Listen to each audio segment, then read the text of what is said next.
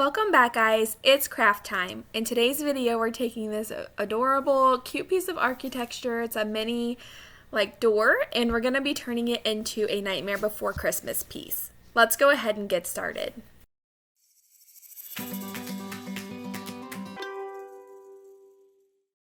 To begin, this door needed a lot of cleanup and work. I just needed to sand it down, get all of that chippy paint off of it, any of the gross and grime off of it. That way I could properly prep this piece. Once I was done giving it a nice good sanding and getting all of those areas cleaned up that really needed a little extra help, I pulled out some of my brad nails and I'm going to be tacking some of those in just to kind of help hold this piece together. There are some parts that are kind of pulling apart, other parts that are slightly broken in the back, so I'm just going to be tacking it all together just to make sure it's nice and sturdy. And then I'm going to be patching all of the holes and any cracks and crevices with some of the Durham's water putty. Now this water putty comes in just a powdered form, and then you mix it up yourself to the consistency that you need as well as the amount. Just work with what you need because it will dry up pretty quick, but it's really awesome stuff and it works very well. Once I have it nice and mixed up to my consistency that I want, I'm just filling in all of those areas, letting it dry, and then giving it another good sanding. Once that was complete, I took this board out of my wood stash in my garage. It is a really thin piece of board. It's very lightweight. I honestly don't know the proper name for it, but it was perfect to make a backing for this piece. So I grabbed it and I started taking my measurements, just kind of laying it down, seeing how it would fit, and then marked the measurements where I needed them to be. And then to make sure I get the proper angle and curvature on this, I'm just using the marks that I made, lining the door up with it and tracing that curve around just to make sure that my piece that's going on the back will fit very nicely and still match all of those angles. And then from there I'm going to cut it out. I'm using my multi-Dremel tool. It is amazing. It has so many different heads that you can change to it. I use it in many of my projects. However, this is my first time using the wood and drywall blade, but it worked very well. It was a very smooth process. It's just that angle, so I had to kind of angle it and then cut it across and kind of work it out that way, but it worked really, really well and I'm very pleased with it. I do have this multi-Dremel tool listed down in my affiliate links if you wanted to check it out. I highly recommend it for all of the different uses that you are able to get out of it. Once I was done cutting it out, I kind of made sure it lined up well, and then I sanded it down to make sure that there were no splinter areas and wiped everything down and was ready to paint. I'm just using some black apple barrel acrylic paint on this, and I believe I did 2 to 3 coats depending on the area and how well the paint adhered. And once it was dry, I went ahead and sealed the entire piece with polyacrylic. I'm sealing it because I want to make sure that it isn't going to scratch while I'm working on it and that everything on that base coat is in place and I don't have to worry about it moving forward. If for some reason I had to paint something back down, I know that my base is taken care of and I can just go right over top of it. Once that was dry, I took some white apple barrel acrylic paint and I'm going to do a dry brushing technique on this. To dry brush, you're just going to dip the tip of your brush into the paint and then get off all of the excess. I'm also using a chip brush here to give it a lot of texture, and then you're just going to very lightly drag the tip of your bristles over your piece, and you're going to do this to your liking. So you can go really light and then just keep doing layers to go heavier, which is what I tend to do because it's a lot easier to add paint than it is to take it off. If you do get a little too much, you can always do that same technique with your base color and kind of work it back down to not be as much. And again, this is a personal preference, but I'm doing this to kind of give me that Halloween-y Nightmare Before Christmas feel. And once I have it to my likings, I am just going to seal it all back up with polyacrylic and then move forward with the next part. Here you see me kind of creasing down this page that I picked up from my FedEx Office. If you've never been to a FedEx office, they do a lot of printing things for people. They also ship and all of that, but you can get anything from just a simple piece of paper to big posters to booklets and things made there. So I sent these pictures over to them I went there, kind of explained my project to them and what I was looking for, and asked them if they could blow this up. And the paper that I asked them to do it on is their thinnest paper. It's a 20-pound paper. It's between like a computer paper and a tissue paper. And it's really awesome because if you choose to, you can use it to decoupage because it's a nice thin piece of paper. However, I knew that sending pictures straight from the internet over to them would not make the quality very good whenever they went to blow it up, which is okay with me because I really wanted to hand paint this piece and make it very special. So I just gave them the dimensions. We worked together on what, the goal was, and they printed those out for me. And I was able to transfer it down using carbon paper. So for this, you just put your carbon paper face down with the black side down, put your image on top. I like to tape mine in place so it doesn't move around on me, and then trace your picture or your wording or whatever you're using. In this case, I did trace all of the big details as well as all of the small details because it was very important to me that this was as close to original as possible, because I think that's what's going to give it that real Nightmare Before Christmas feel. So even down to all of the tiny ornaments, I kind of gave myself a visual by tracing those so I knew exactly where they needed to be. As I paint, I lose a lot of that detail that I traced down. However, I'm a visual person, so it made it really easy for me to be able to know and have a good feel for where things went because I was staring at it for so long. And as I was painting it, it kind of just came to me. And this did take me probably around 10 hours to do this picture and the next picture you're going to see me do. So if you guys think I'm doing a good job on this, I would love for you to give this video a thumbs up and consider subscribing to me. 90% of my viewers are not subscribers, and I would really love to get that number down because that is not a very good analytic. So if you are new here, please consider subscribing to check out what all the other things we do on this channel. I would really appreciate it. And I'm just going to kind of let you guys come in and watch this process, and I will pick you guys back up a little further in the video.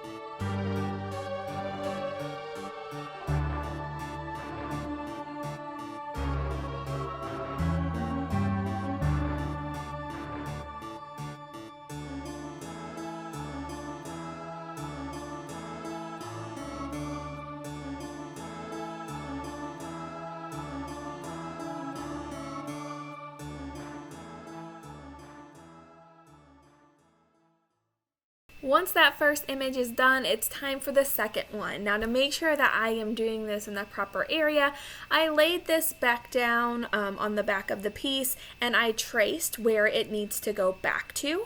And then I taped it in place, flipped it over, and traced the inside of the door area so I know exactly where the picture will be showing. That just helped me center everything. That way I know that my picture is going to be in the proper spot once I add the back to the piece. From there, I did that same process with the carbon paper, which the carbon paper is linked down in my affiliate links, but you can pick it up at any of your local office stores. It was in the calculator area whenever I found it. But I just traced it down and began painting again. So I'm just going to let you guys relax and watch this process take place. Again, if you think that I've been doing a great job with this project, I would love for you to hit that thumbs up button. Consider subscribing if you are new here. I'm so happy to have you, and I'm just going to let you relax, and I will catch you at the end.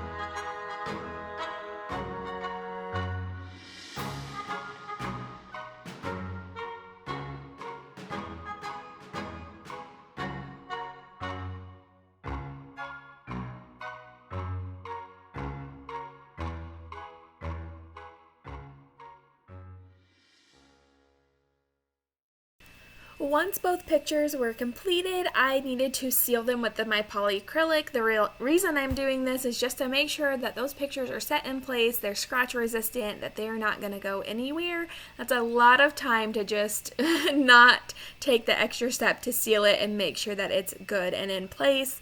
So I did that with both of the pictures, and once that was nice and dry, it was time to finish this project off with adding the back on. I put this face down and I put some tea towels underneath it. Just any type of fabric would be helpful on a project like this, and that's just going to keep it from rubbing around and scratching on my desk, because I am going to be using hammer and brad nails to tack this into place. Because I did trace those lines earlier, I know exactly where I need to put this, so I just lined the backing up with that and then taped it into place, flipped it over just to double check that things did work out the way they are planned and that my picture is in the correct spot. And then I'm going to be using some small brad nails to tack it on.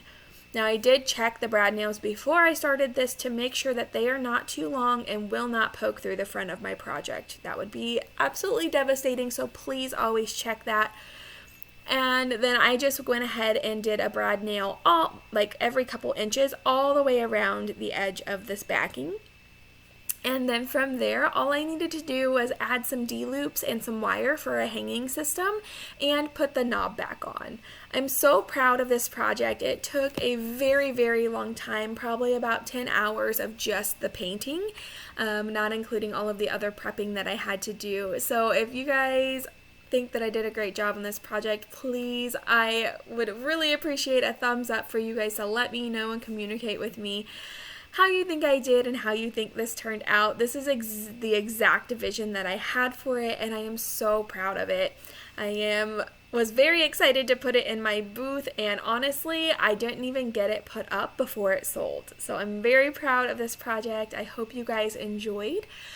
And if you are new here, consider subscribing. If you are returning, thank you so much for your returning and continuous support. I could not do this without you guys. Have a great day. I will see you next time.